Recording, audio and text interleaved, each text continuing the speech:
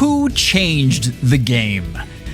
Brave heroes are our favorites. We voted for these units, and it's interesting to go back and look at how IS treated them and how much they did actually impact things. We're gonna go unit by unit and talk about every single one of them. Now, if you're looking at criteria, this is from release to refine, but what I'm really looking at the player base impact. And that means the most popular modes will be rated higher. Keep in mind in the early days, that is Arena, which is wild to think about. But one of the big things I do wait on is how much you can use a unit, not just how powerful they are. And we'll get to that as we move along. The last thing is, I'm not considering fodder right here. I think that is a completely different topic altogether. We're looking at the unit impact. But let's look at E tier here. Mostly this has to do with being a poor archetype upon release, but we're gonna have to talk about Brave Roy. For my father! I need you to appreciate this weapon. This is attack +3 and heavy blade, and that's the entire thing. This was a simpler time, and Roy unfortunately did not hold up very well. If we look at the meta build, this is like Cav Emblem was the thing. I don't know if you guys remember this, but Hone Cavalry was actually an amazing skill. But basically you give this unit Swift Sparrow and Quicken Pulse and make them a Gale Force unit if you can. I want you to remember that low attack at the time wasn't necessarily a bad thing because you really needed to get kills with your bonus unit. So this isn't terrible, and being able to Gale Force, being able to hit and then come back out is fantastic. The problem is Reinhardt happened, and IS went into an absolute panic and started nerfing Cavs as much as they possibly could because they were just overtaking everything. Roy kind of got caught up in the wash there. If you look at Best Friends, I had to mention Eliwood. I know we're not talking about refines here, but just we have to recognize that eventually this unit helped 4-star Eliwood come into prominence. But still, having another Cav on your team and having the Hone and Ward Cav buffs were fantastic. And then we had, of course, any unit that could take out blues like Faye. As far as counterplay went, Reinhardt was there, and really any blue mage just tore this unit up. This was the first CYL, and to be honest, I'm not sure IS really understood how to build units yet. But next, we need to talk about another Cav that had a similar fate. How disappointing. Here we have Eliwood, and it's worth noting that this is 2 years later, and the preference weapon didn't get that much better, which is kind of wild to think today, but this is Beast and Dragon effectiveness, speed +3, and some in-combat stats, and that was it. Now, this unit did bring in Swift Sparrow 3, and this unit was a fantastic ruse bot, but again, it was really hard to work with Cavs still. If you're looking at best build, this Savage Blow skill in Arena was just going to be fantastic for a very long time. As far as best friends, legendary Lucina. Do you guys remember how amazing she was with that positional skill that actually scored? And Marth, you could actually use Marth in Arena, which is a blast from the past. But this is 2019, and unfortunately we had Micaiah, and she was a very popular unit, and Surtur, who was on a 2-person banner with the best odds that we have ever seen. And he was everywhere, and Eliwood could not handle him. Luckily, Eliwood would get a decent refine, but it's time to talk about some units that fared a little better. So the big thing you're going to see in D tier is units that were built for a very specific role and still needed an entire team built around them to really function. We're going to get into a lot of these favorites right now. I will open a path. Oh, Lucina. Something you'll find kind of a common theme within this is that the units without preference skills generally rank lower, and it's hard to remember a time where if you weren't the top male or female, then you didn't get that. I was very, very happy when they finally changed that down the road, but the other thing is looking at this weapon, and it just doesn't do that much. It does grant some support, and keep in mind, at the time, giving an in-combat attack speed +3 wasn't terrible, but it still really didn't put this unit on the map. If we're moving on to the meta build, I love this, and I pulled this straight off of a PM1 video. This is Aether, Sturdy Blow 2, Drag Back, and Drive Speed 2. This was the recommended arena build, and I love this so much. If you remember, Drag Back was actually really good because you could take an armor unit, you could hit them and pull them out of that horrible circle that they would create where they would just rally each other in the corner forever. It was very handy, and this was a thing that you could do with this unit. If you're looking at best friends, definitely, she always paired well with Ike. That support was very good for him, and I just had to bring up Gwen. For all of those folks during this time who had the +10, plus speed Gwen because of how well she scored. As far as counterplay, anyone with a green tome just absolutely destroyed this unit, and I had forgotten that Gunthra came out during this time. So that is another thing. Summoners, I know so many of you love this unit, but this unit kind of struggled when she first came out. Out of the way. So we've had a couple years to think about Tiki and all of the things that were going on during that time. And honestly, this has so many good things in her kit. I can definitely see why folks thought that this was going to be a decent unit, but the problem was the meta that she was in at the time was speed-based and had a ton of full null follow-up. Full null follow-up has mostly disappeared out of the meta right now, and it's changed the way a lot of tanks work. It's one of the reasons that she can be better now than she was on release, but still struggles a bit. If you're looking at her meta build at the time, she was pretty good out of the box. You slapped on Distant Counter D, and Attacker's finish was perfect for her. If you look now, though, and I know a lot of you folks are going to tell me that she is a unit that can perform better now than on her release, I would agree with you, but I still think that she is... I think the power creep itself has risen to a level that it still is leaving her behind, but with High Dragon Wall and Scowl and a number of other things like ploys, this unit can function definitely. But again, she fits that bill where you have to fit a team around her, and she still struggles a bit. If we're looking at best friends, listen, any unit that supports a tank is great for this unit. Like that's amazing. The big thing though is the counterplay that you're looking at here, and we talked about full null follow-up, but piercing has become such a huge part of the meta, and shortly after she released, they just started throwing it on everyone and hurt her value a lot.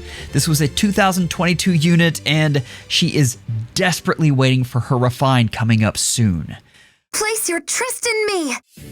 Celica was an interesting unit, and upon release, she was not great. But we do have to remember that Aether Raids would come out shortly after this unit released, and that made her better as a Gale Force initiator. The problem was always her damage output and the fact that Double Lion worked once. It worked once, and then you were just done. And then she waited for the Mystic Boost seal to come out, at which time she did get better. But again, this was a kit that wasn't quite cohesive enough to really come together and make her a dominant unit. Looking back, this Fire Sweep build is something that just kept coming up as I was searching through the archives there, and this served two purposes. If you're talking about Aether Raids, it means that she didn't have to take damage, which, keep in mind, those defenses were not great, even at the time. The other thing was that in Arena, you could take this unit and actually perform chip damage without having to worry about her, disintegrating. The problem is this still feels very niche. If we're talking about her best allies, I mean, at this time, everyone loved Legendary Azura. That is a unit that just absolutely broke the game, but particularly anything that could both give this unit more range and buff her up, that was excellent. The problem was, if you look at the time, Brave Hector was a force in the meta, as well as Legendary Tiki. It's hard to remember a time where she was just amazing, but she was an excellent unit back during the time frame where Celica kind of reigned. It made Celica, again, harder to use. But now we're going to talk about a unit that absolutely broke my heart. This battle is over. I was on the Dimitri copium for so long. I tried so hard to make this unit work, and again, he could, but I had to go through some extraordinary lengths to really make things work. And the biggest problem is the res. That res is atrocious. 19 is just terrible, along with a middling speed. It made it hard to stack appropriately against a lot of the meta threats. Now, I will say that DC in the weapon allowed you to have some interesting things in the A skill, which was nice. And if we look at the meta build for the time, this is pretty much what I ran, where you had Kestrel Stance for the guard, and then Time's Pulse to keep Soul going. I found that Noontime didn't give me quite enough healing, and he needed something extra. But still, this unit really didn't perform all that well and wouldn't come into dominance until his refine 2 years later. When we look at the units that worked best with this, Milla was just absolutely game-changing back in 2020, and Flayn was a thing. It's hard to remember a time when Flayn was just absolutely meta. But the problem was that Dimitri struggled against Reinhardt, any Green Tome, and Valentine's Leaf, who just destroyed the CYL 4 units in just epic fashion. Still, like I said, you could use this unit, and if you wanted him as a melee frontliner, he did a fairly good job, but it took a lot of work. You leave me no choice. Alm needed some investigation, and you have to recognize how much people loved this unit. There were some die-hard Alm fans, and you really have to go back in the meta to look at this. Now, this is 2019. Aether Raids was going strong, but definitely a harder mode than it was, and this unit comes out with Effective Against Dragons, which is okay, and then basically some in-combat stats. Send Scale was the first real opportunity we got to stack true damage, which is game-changing if you think about the scene that is doing the legendary clears that are coming out. And you have to understand what a big part of the Feytuber meta this was. Like, we talk about scam showcases, but showcases at the time were one of the biggest things you could do, and this guy was great at it. The question is, do you really call that influencing the meta? Here, I don't think he was as good in a lot of his other modes, but you have to give the guy credit for flair. I mean, a lot of folks loved him because he killed things in such epic fashion. This is another thing that I really love, and if you look back at the way units were built, we've already seen the older weapons. A lot of the times, you could get better performance out of just inheritables. This is a build that kept coming up, and this is Woe Dao Plus. So you got the additional cooldown, so Ruptured Sky is going off a lot. You've got Send Scale, Wrath 3, Times Pulse, and Brazen Attack Speed 3. Once this guy got into range, for the time, that was an incredible amount of damage.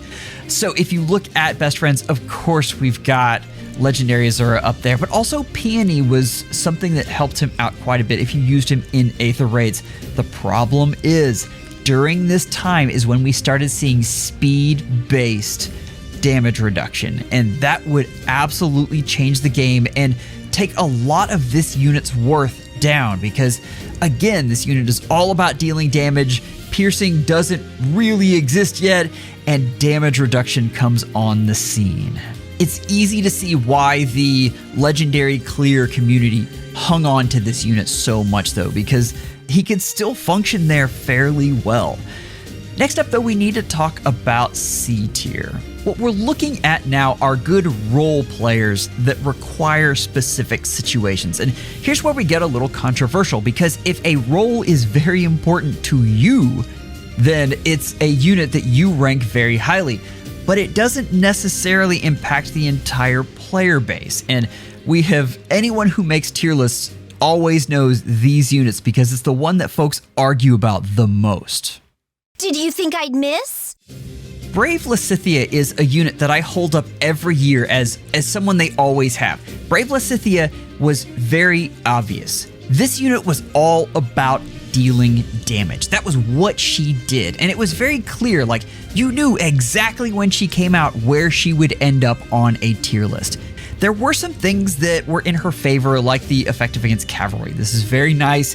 And some other stuff that we're going to talk about that made her good against some meta threats. But with that, we have to talk about this build because this was her build.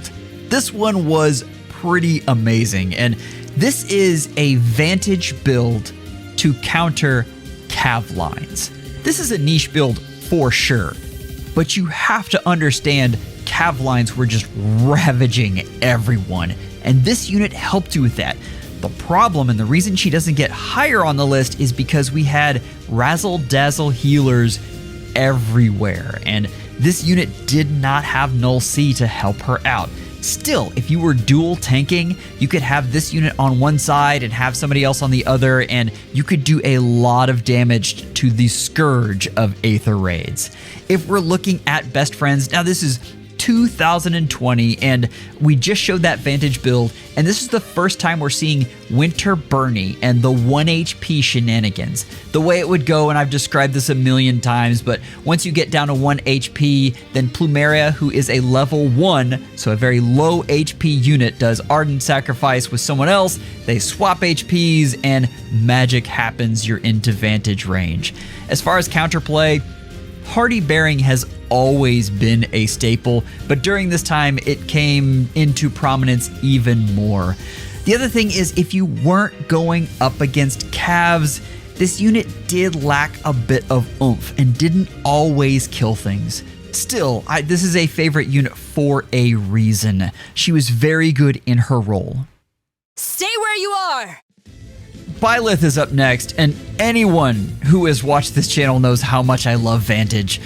The problem is, Vantage is never truly game impacting because they give you immediate counters to it in a Hardy Bearing seal. They very much did not want Vantage to be a strategy that just everyone would use. This was still a good unit though, and I saw a lot of her build just absolutely destroying people. I particularly liked Divine Pulse. The kit in general was very synergistic, and this unit knew who she was. If you're looking at the meta build, I do have Attack Speed Unity, which didn't come out till later, but is very good on her. And of course you keep Speed Preempt, which we're still waiting for the 4th version of that. And then you had something like Attack Speed Oath to give you some extra buffs to your attack and speed.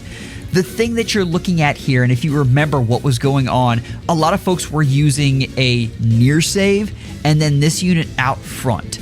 The synergy was pretty fantastic, and you could take out entire teams with that fairly easily.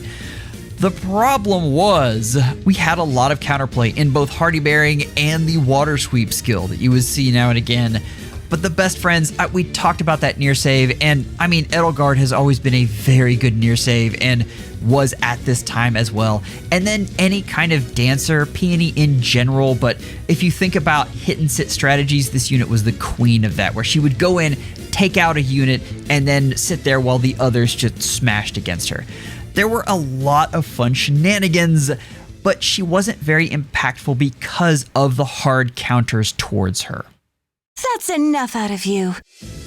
It's interesting to go back and look at the impact that Razzle Dazzle healers had on the meta, and this was a very good one. This unit came out and she could actually do damage with her weapon, which was a big deal. That was a thing that we desperately needed from our healers, and this unit provided it, as well as a gravity effect, which made her an excellent hit and run unit without having to worry about, things like getting destroyed with 21 defense. I will say that while that strategy was definitely used in Aether Raids, it wasn't as prominent just because it was hard to get enough damage. I did see some amazing clears with that build, but I think most of all we saw this unit in Arena. Healers in Arena have always been very, very good. The problem is they never have scored optimally until now that we've gotten some very specific skills.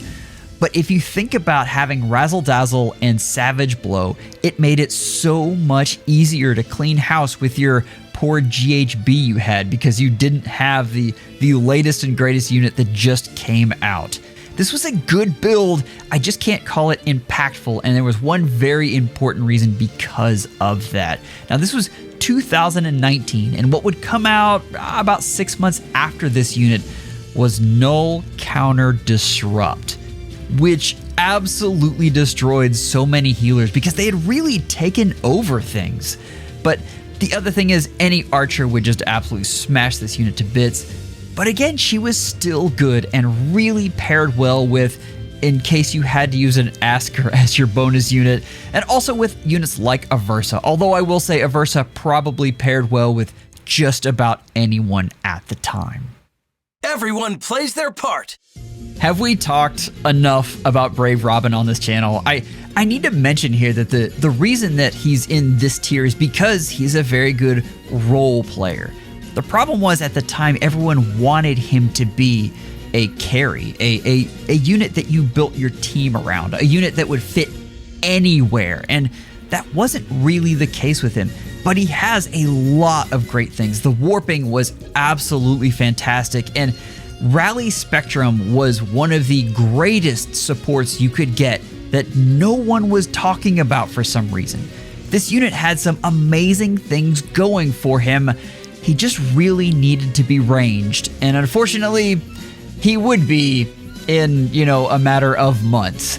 That was painful, but I still think this is the best build, and I know I've gotten flack for this, but even Pulse Tie, Firestorm Boost, this unit is excellent at cleaning stuff up and can pulse down units in a meta that is just very AoE heavy. This is a good build. The problem is I can't really call this impactful to the player base. Still, if you have this unit, you know that he can be used and is particularly good with Emblem Ike. But he could also be used with units like your lethality calves.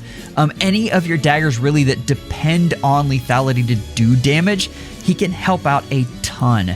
As far as counterplay goes, you do have Hush Spectrum, which exists, and of course any sort of warping kind of stops this unit in its tracks. But I will say 2023 CYL 7, that was a pretty good year, and most of those units aged well. I will overcome. The Ephraim cult exists to this day, and they are a die-hard lot. And the thing you have to remember about this unit, and I had it equated to me as the extra movement given to this unit was essentially the same as what Guidance 4 would have been at the time. Movement 4 armors was huge, and the ability to get that on this unit really helped you out a ton. If you look at the meta build at the time, you basically kept Special Fighter, had Distant Counter, and this is mostly just base kit. This was your arena score bot that could do a ton of good for you if you had an armor as another person on your team. The problem is, obviously you look at Best Friends, any armor emblem at the time really did well with Ephraim. But we had Veronica, who was excellent at taking this unit out. We have Hannah, and the unit that I didn't mention, and I probably should have put them up here, is Armor Smasher Olivia, which was one of my favorite builds and would just toast this unit. It's hard when you look at your brand new CYL unit and a 4-star dancer is coming in and just trashing him. CYL 2 was an interesting time, but it's time for us to talk about some units that really made an impact. The thing I'm looking for in B tier is they work well with the right team and they can contribute in key scenarios. So we still have basically role players, but that role is more valuable than what we saw before. Will of the Goddess. Looking at Micaiah through today's lens, it's hard to really lock into how good Yoon's Whisper was.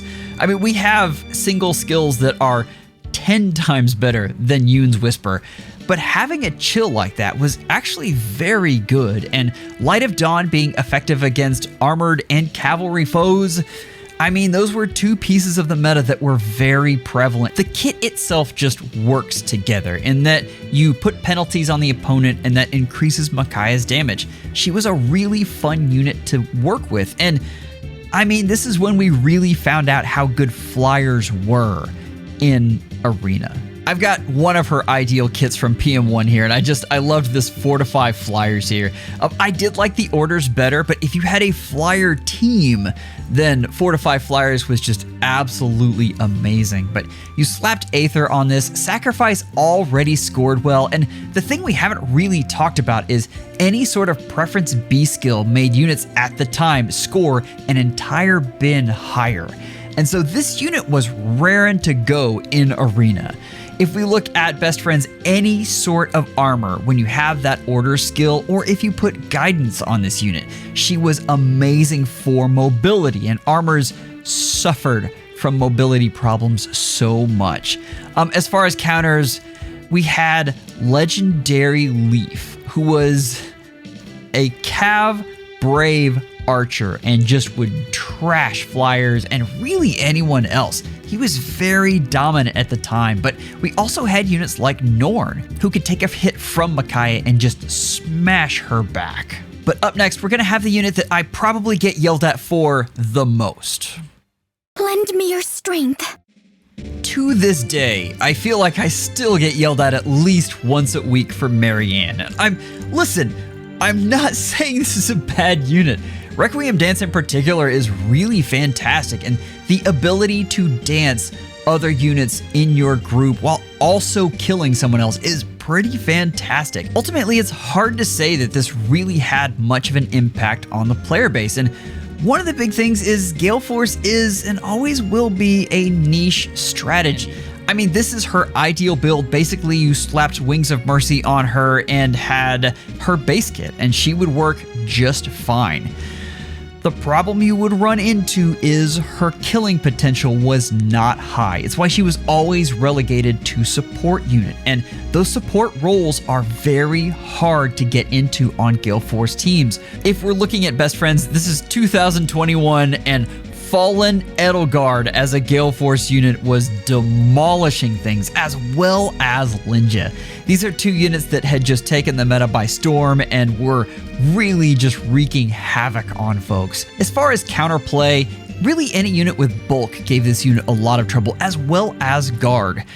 It was pretty easy to derail your Marianne plans, but I can't stress enough how good it was to have a ranged unit on a Gale Force team. I use this unit a lot, and being able to space units out and get different units that you possibly couldn't get because you didn't have Canto because they didn't hand it out like candy at the time. That made this unit incredibly powerful for trapping enemies or for positioning or for really anything else. This unit was very good for her time, and guys, I've got her in B tier. Like, this is a good unit. You won't like this. All right, next up we have Ike. And again, remember the time this unit came out. This unit was one of the first with damage reduction, which is crazy, right? That's something that we just see and think it's a staple. And this unit was one of the first to come out with it. Also remember, Aether Raids wasn't coming out for another year, so Arena was it. And this unit was a fantastic score bot. I mean, he already had Aether, because remember, feathers were harder to come by, so it was harder to get those kind of things. And Bjork's Blessing, while not fantastic, was a preference B skill, so it means you could make this unit into a score bot fairly easily. If you look at the meta build, I want you to remember Distant Counter was the highest scoring A skill and would be for a long time. It's why you got the crazy thing with Legendary Ike where he had both Distant Counter weapon and the Distant Counter A skill. Here, obviously, this is more efficient than that, but that is the go-to for any score bot. Past that, the C skill was anything you really needed. I've got Drive Defense here, but I do love the Quick Riposte to really help you with the doubles because, honestly, this unit had kind of middling speed. But again, when you're trying to feed kills to your other units, it's nice to have a unit that doesn't double and has good attacks so that they can chip across a good amount of damage from the opponent without actually killing them. It made this unit pretty good. If you look at Best Friends, I mean, at the time we had Cav meta going crazy. You could have them and then have this unit as your score bot and all would go well.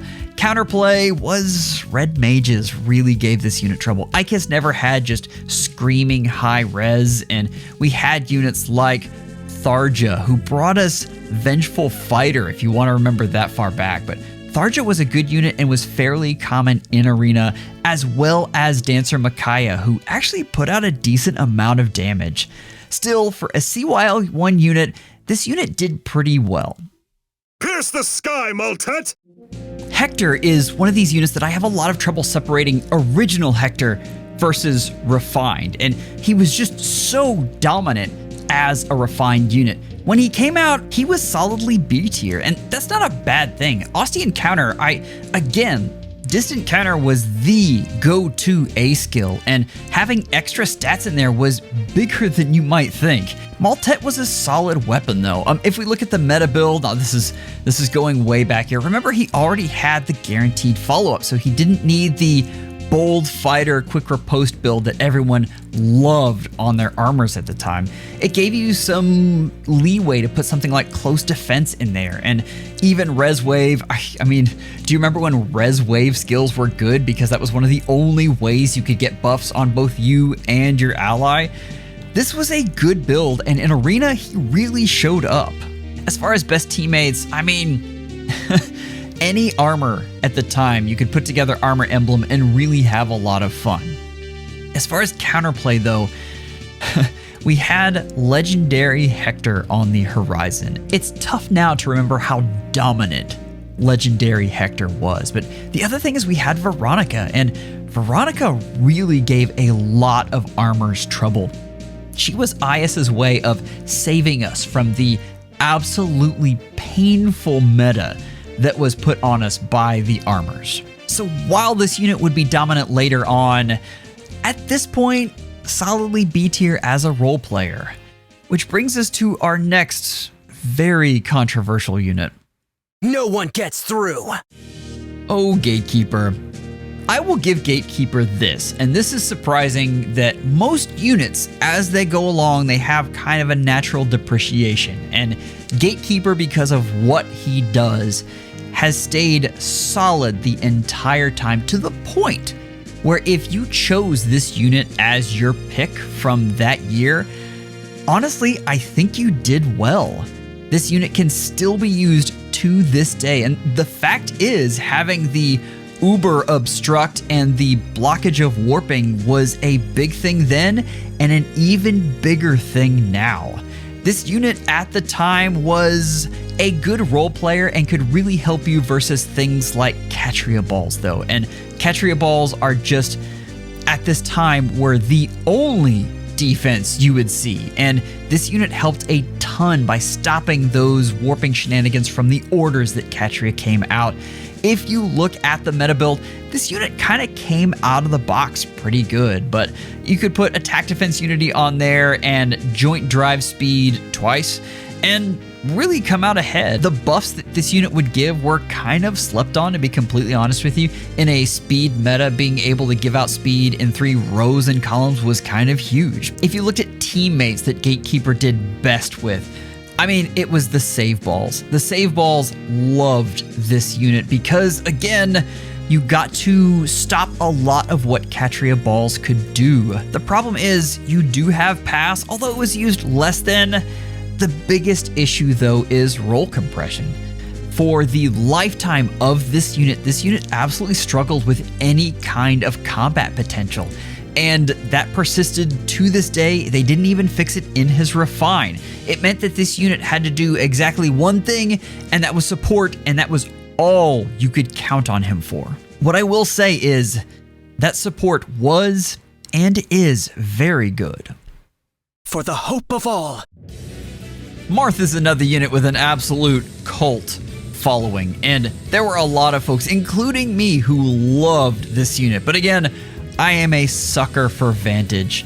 Still, this was the first flavor of Vantage that was built such that he could take a hit and then try to Vantage the rest of the team. It was fairly handy, and there were a lot of things that this unit could do. The problem were the restrictions. It was hard to get enough buffs to activate everything. And there were a lot of things that could go wrong. You had to watch so many details like panic manners and such that normally you wouldn't really care about. If you look at the build, and this is before Special Spiral 4, but Special Spiral 3 was amazing on this unit and could help you get Shining Emblem every time. Alternately, you could put Null Counter Disrupt, and a lot of fans of this unit would have 2 teams, one with each. Now, this was 2021, and this unit's absolute best friend was definitely Muspel, because a lot of what this unit struggled with was getting enough damage. That's the hard part with any sort of Vantage unit, is being able to kill back in one hit. We can't all be Emblem Ike, who can just absolutely smash people. But you had units like Faye who could help out quite a bit, and Elamine at the time was pretty fantastic. Counterplay, I mean, we've said it before, Hardy Bearing and Windsweep. That was a thing that existed and made this unit's life very hard. Another successful scheme. Last up, we have a fan favorite in Claude. And the reason I have Claude higher than the others was how well he performed in his niche. And this was demonstrated by Feytubers like Promise and Levinsetti, who would almost solely use this unit to great effect. Flyer mobility was and always will be excellent. You could stack up a ton of other things and just have a blast with this unit. As far as the official Promise Me One Thing build, this is the Close Foil, Guard 3, and Pulse Smoke 3 along with Iote's Shield.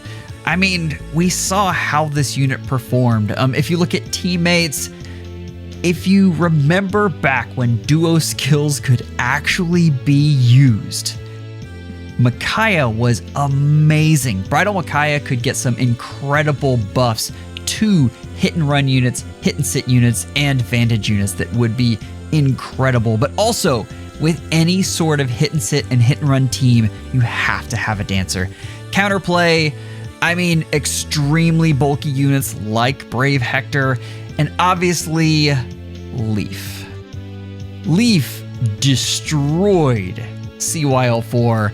I've said it before, I'm still bitter about it, but that was so difficult for all of those units and kind of made the whole thing come crashing down. But I highly encourage you to go back and watch some of Promise's old videos because they just warm my heart. That was a great time in the history of Aether raids. Here we go. We're in A tier now, and this is units that fit on any team or are dominant in one area. And these are some of my favorites to play with.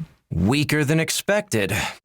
If I had to point to a unit that people will yell at me the most for, it's probably going to be this one. And the fact is, there are some die-hard Soren fans, and I get it. What he brings is very unique and has a lot of creative play attached to it. But if you look at dominance, he is dominant in one event that comes once a month in SDS. He's not even an SDR unit. I have trouble ranking this unit any higher, but if you prioritize summoner duels, this is an S tier unit easy.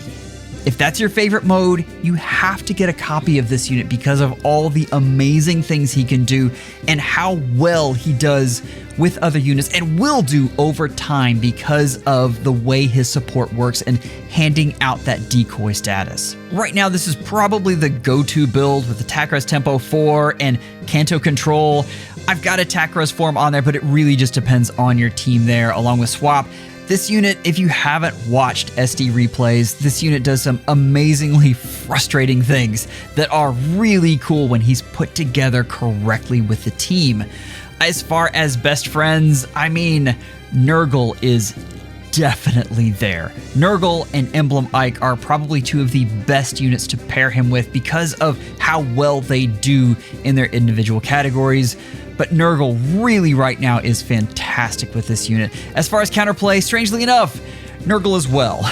Being able to take away the assigned decoy status is something that's a problem, and you have Duo Thor, who is still a force to be reckoned with, and until they give us another unit like her, will probably be that way. But we also have other units like Loki and some other different things you can do to take away statuses. So keep in mind, this is not a foolproof thing, but he is very strong. I won't accept defeat. Summoners, I'm still a Corrin fan. I think this unit performs a lot of different roles well. This is one of the highest scoring units in Arena, can do excellent there. In Aether Raids, has moved into a support role for Legendary Ike and is great there, but can also be used as a near save and perform fairly well. Divine Vein Stone is excellent and is not common enough for that to be negated. This is an excellent unit, and yeah, this unit performs a ton of different roles. This is the weirdest build though. Absolutely did not see this coming. If you would have told me a year ago that this was how I would build this unit, I would have said you were a liar. We've got Dragon's Roar as a special. We've got Crystalline Water to stack res.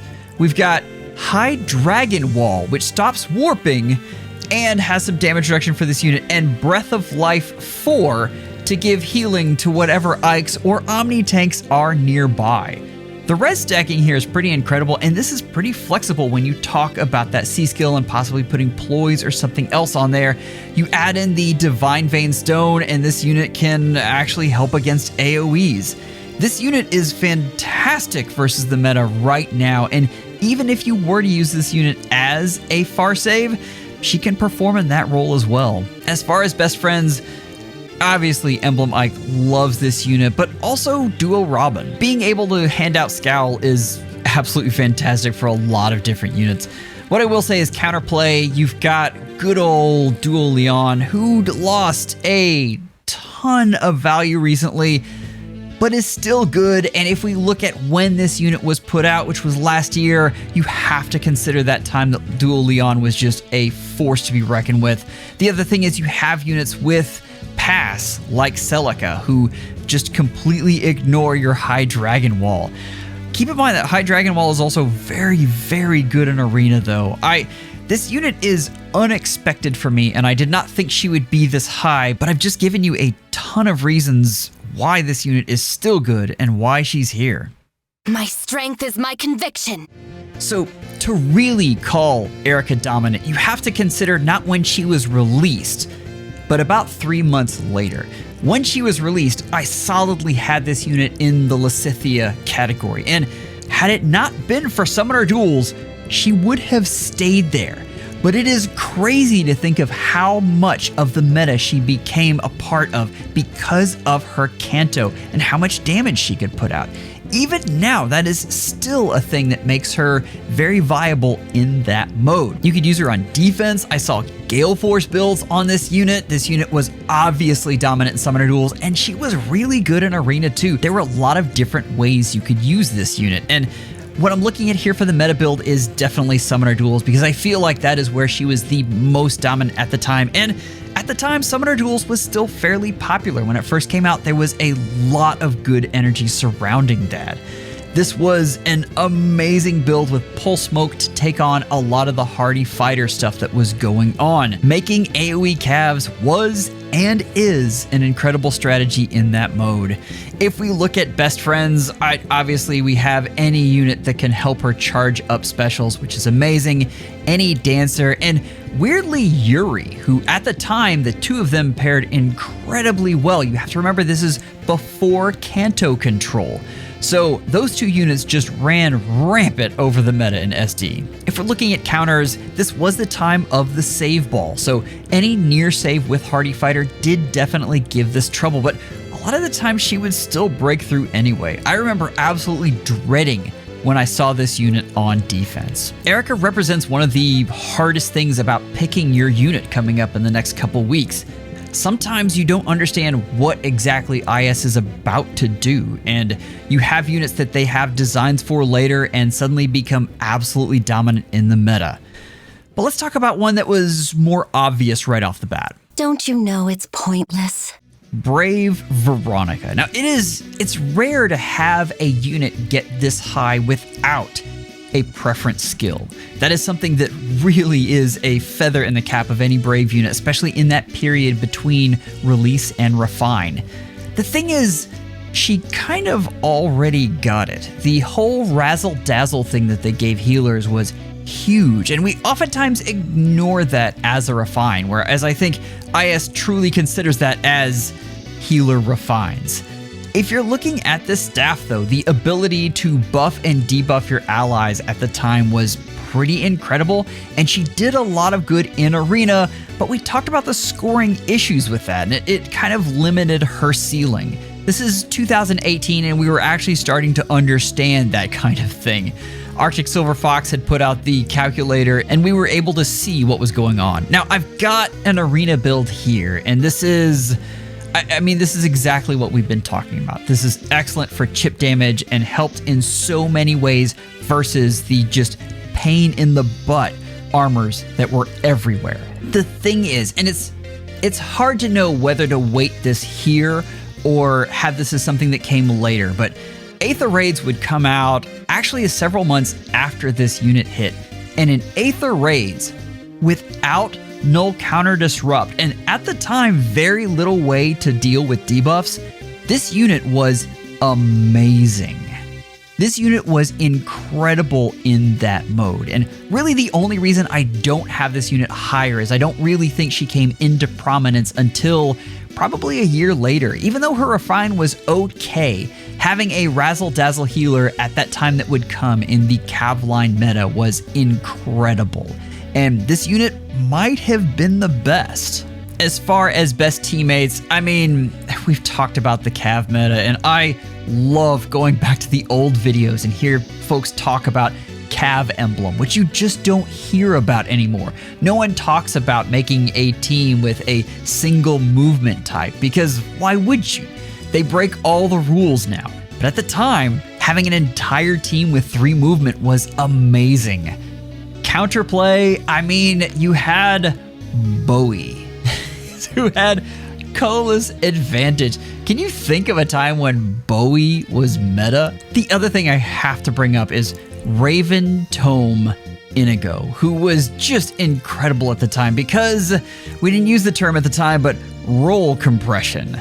This unit could be both a dancer and good tank units like Veronica and Reinhardt. Triangle Adept was fantastic at the time and really set that unit apart and was a scourge to units like Veronica. Brave Veronica was probably one of the best investments you can make and would have stayed that way if Hector hadn't gotten a bonkers refine. Your future is set. Gullveig is another unit that I believe in Aether Raid's offense, even now as a Gale Force unit, is fairly dominant. But the other modes she fits in, she's fairly good. I've seen her a lot on defense because she does put out a lot of damage. At the beginning, we saw her in Summoner Duels, but it feels like this past year has been all about giving us extra actions in weird places, like for instance, on a ranged flyer. And because of that, she's been very good. If you're looking at her meta build, this is the go-to, right? You get Blazing Flame and Fury 7, and you just go to town.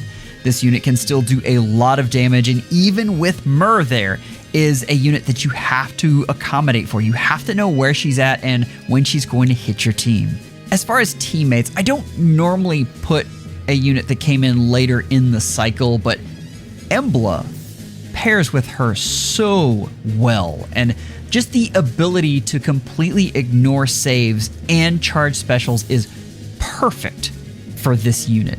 Asker and Sather, any Gale Force team loves to have them, but Embla in particular and this unit do some special things. The problem is you have a lot of counterplay. We talked about Myrrh. That is definitely an issue with this unit, and with a lot of the AoE ranged units, Myrrh can help stop those.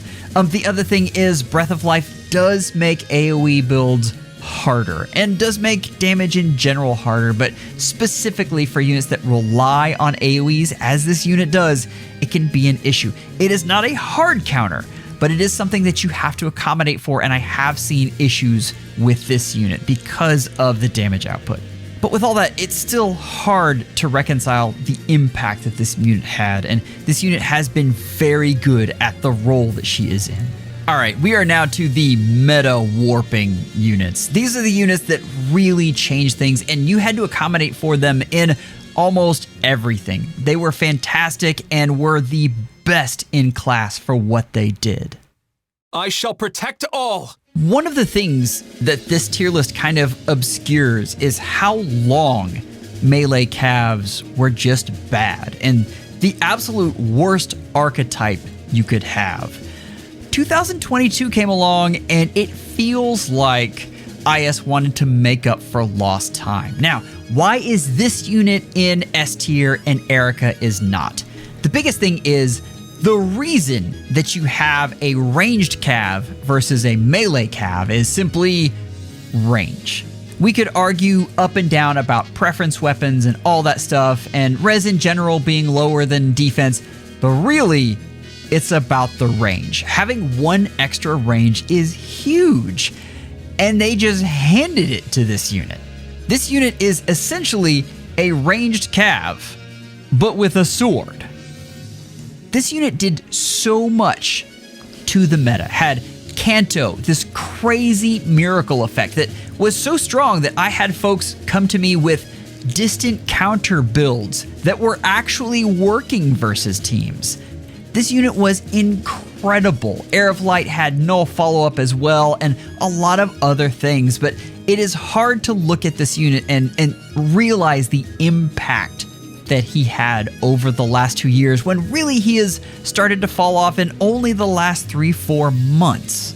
The build that I still see him with the most is the AoE build, and that's both in Summoner Duels, where I still have folks who use him, and then also in Aether Raids. The thing is, I could have just as easily shown you a defense build, where this unit would rain terror on so many folks as a Wings of Mercy beacon.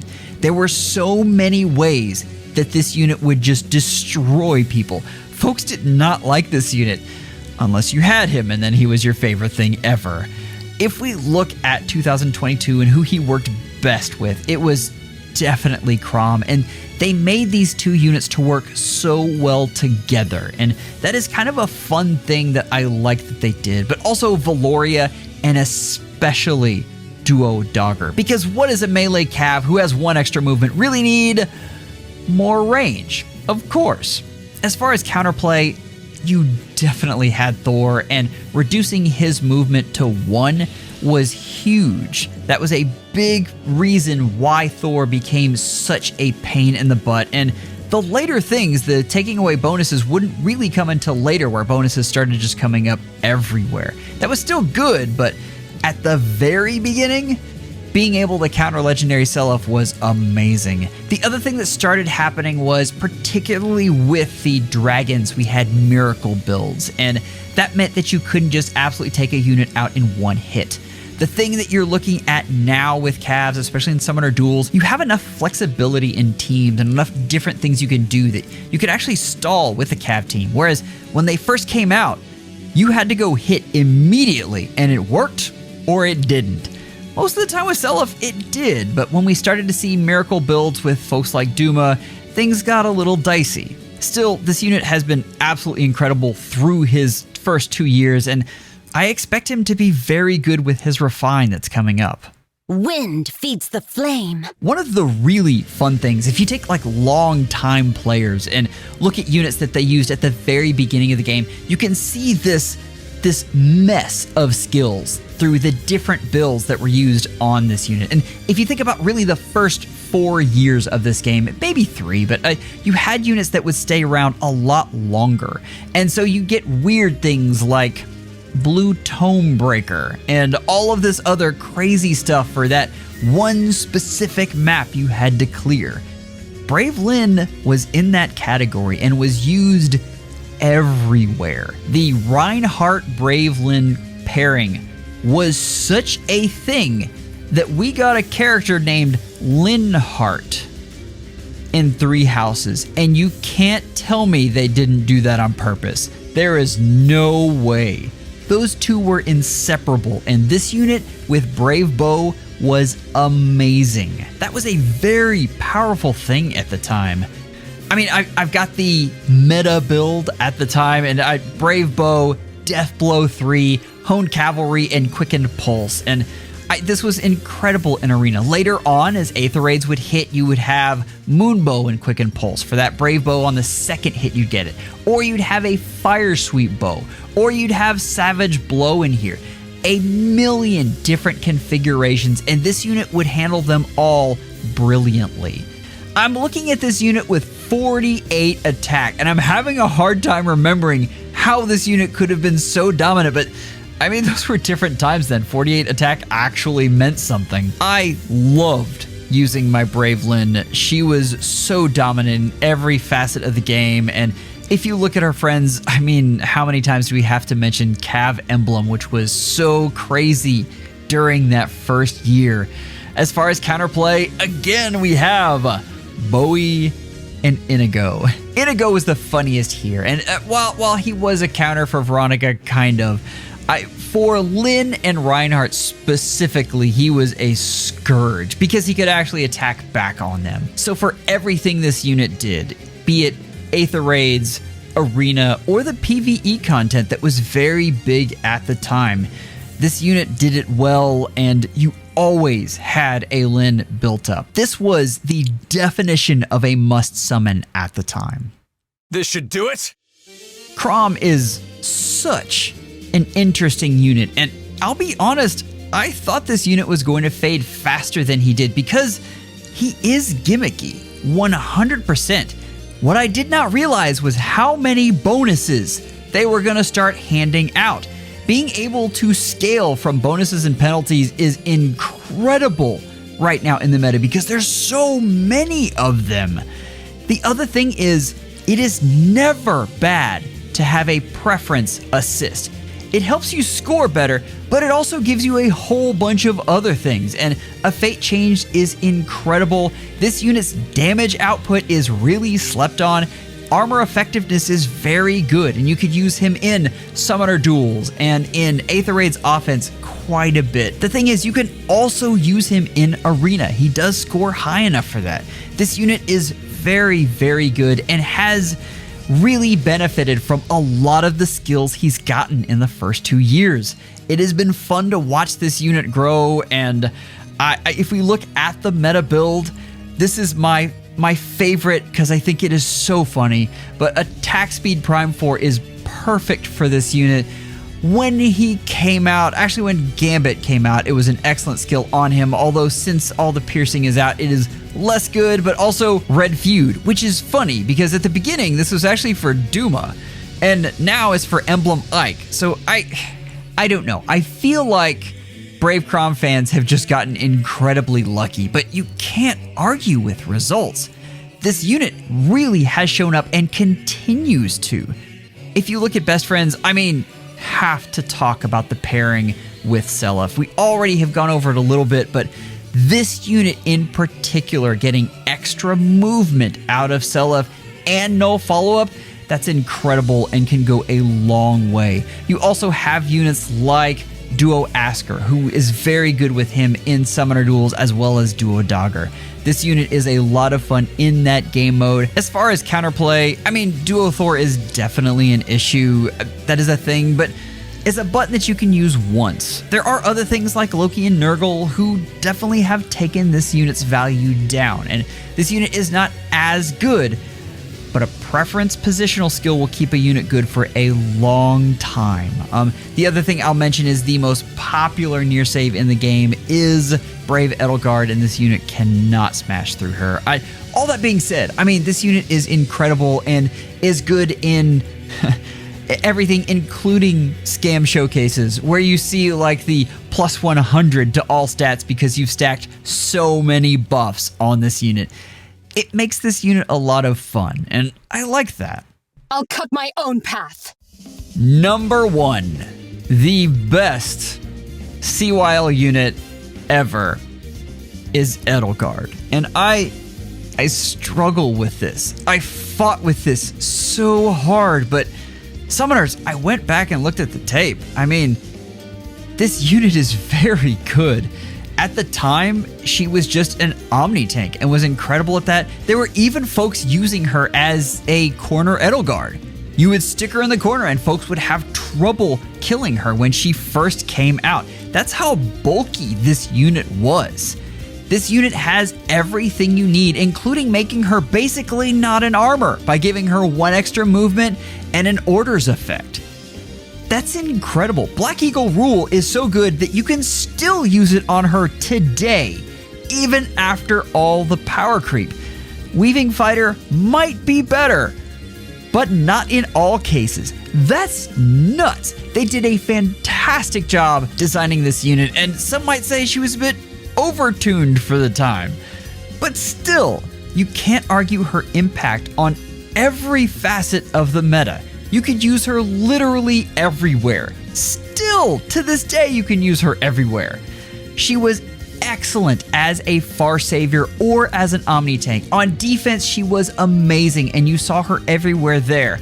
On summoner duels, even if she wasn't the best as far as bulk goes, so many times mobility trumps bulk, and this unit did just that. But I will say, Distant Ward is weird. I don't understand this. To this day, I don't understand this at all. Like, immediately upon getting this unit, you got rid of that and you put Distant Counter on them. I don't understand. Even, like, look at this meta build. Like, this was when she released. This is what you put on her. Ruptured Sky, regular Distant Counter, and Far Save. And she was amazing at that. This is a defensive build, but I just listed all the different ways you could use this unit. Miracle was very, very popular on summoner duels. I mean, I can't say enough good things about how excellent this unit was, even though I would probably want one of my other favorites ahead of her.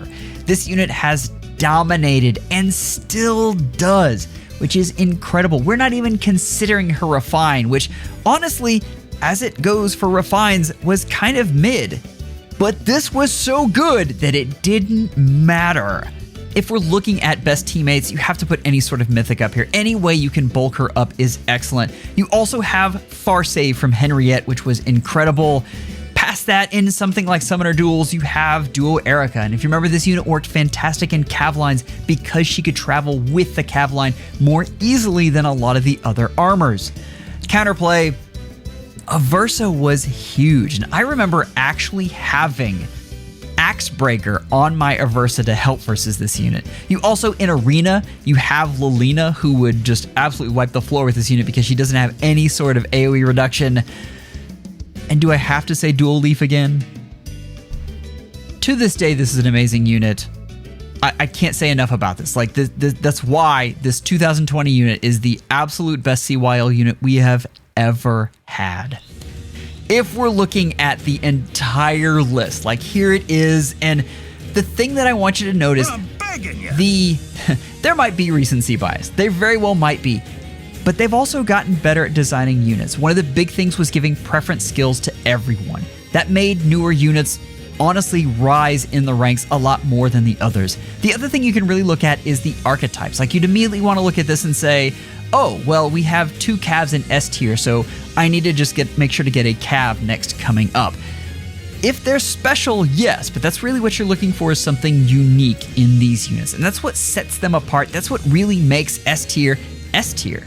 These units are all very unique compared to a lot of the others, and they're unique in a way that lets them establish themselves in every single mode and be dominant there. If you've got a favorite below this, that is not to say you can't use these units. They're all good, and especially even the E tier with refines have shown up and can be used to this day. We've got a lot of different ways you can use units right now, but you'll definitely have a better time the higher up you go. So if there's one thing you're looking for as you're coming up on this next CYL cycle, look for unique units. Even if you look at Gatekeeper, they last longer. If you'd like a peek at the worst units of the last year, I've got a whole video going over on that. It's a lot of fun. Members, you are amazing and make so much of this possible. Thank you for all you do. Take care and schedule an appointment with your Fehology real soon.